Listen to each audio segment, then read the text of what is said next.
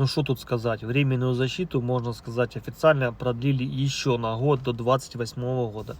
С чего я это взял? Да потому что есть план реинтеграции, то есть план возвращения домой, и в нем четко написано и прописано, что если человек добровольно хочет вернуться в Украину после 4 марта 27 года, то будет переходной период. Так что, ребята, Евросоюз не хочет прощаться с украинскими беженцами просто так. И получается, это, ну, плюс, всем в плюс. Так что всех поздравляю, ребята. Конечно, плохо, что война не заканчивается, но новости таковы, и я их рассказываю, как они есть. То есть это уже будет не временная защита, это будет какой-то другой статус.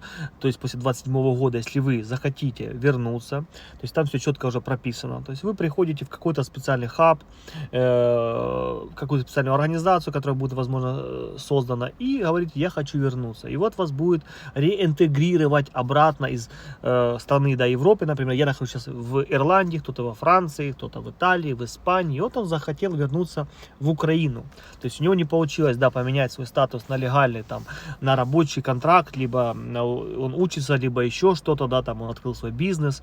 То есть он просто, например, просидел почти 5 лет, да, в Евросоюзе, ни черта не делал, и потом решил вернуться в Украину. Но решил вернуться по продуманному. И это все легально, все четко, никаких, да, у меня насмешек, либо сарказма, либо агрессии нету. Все хорошо, потому что это все легально будет. И вот, например, могу, да, там, себя в пример поставить просто, да, чтобы понимать. Вот я, например, хочу еще остаться. Мне не дали никакого легального статуса. Я говорю: хорошо, я хочу реинтегрироваться, пожалуйста, ребята, оплатите мне все, что возможно. А там прописано четко.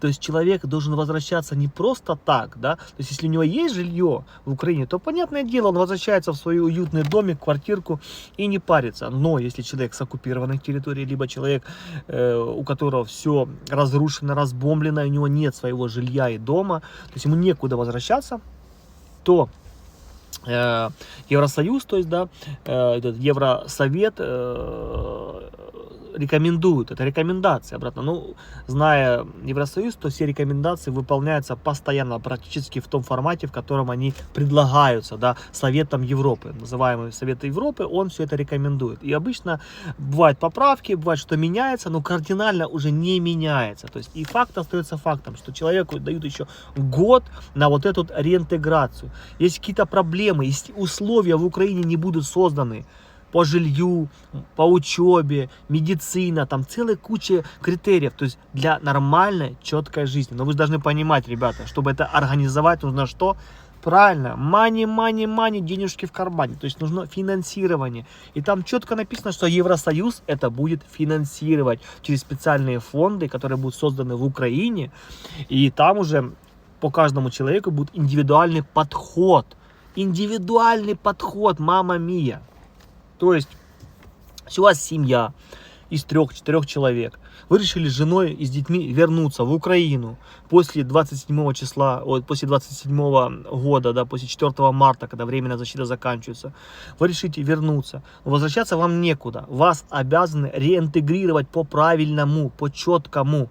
То есть не просто вас вернуть, да, в Украину, и чтобы вы жили в какой-то палатке, либо на улице с детьми, нет. То есть вам обязаны снять жилье, либо найти какое-то социальное размещение, жилье, дать денег на первое время, то есть, возможно, даже найти вам сразу работу.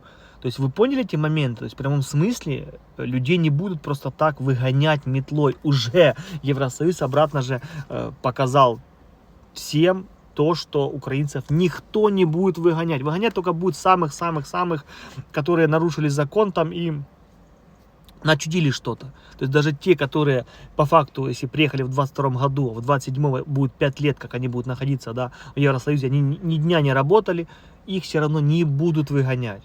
До 28 года еще легко все останутся по реинтеграции, которую уже сам Евросоюз уже одобрил.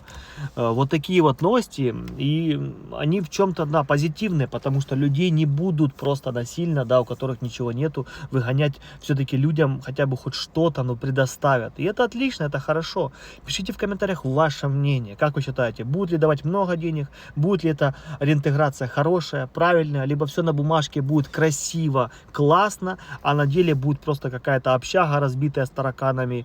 И, ну, то есть вы понимаете, да, откатики, подкатики, по бумагам там тебя что-то чуть ли не золотой ложки будут кормить, а по факту ты просто переедешь в какие-то бараки. Возможно такое? Тоже возможно. То есть будем смотреть, что будет дальше, но факт остается фактом. То есть тот человек, который хочет еще даже после 27 года остаться в Евросоюзе, он сможет остаться по реинтеграции обратно в Украину. И там указано, что даже этот срок может увеличен, если Украина не сможет, да, соответствовать и сделать такие условия для того или иного человека. То есть уже каждый кейс каждого человечка, каждой семьи будет рассматриваться отдельно.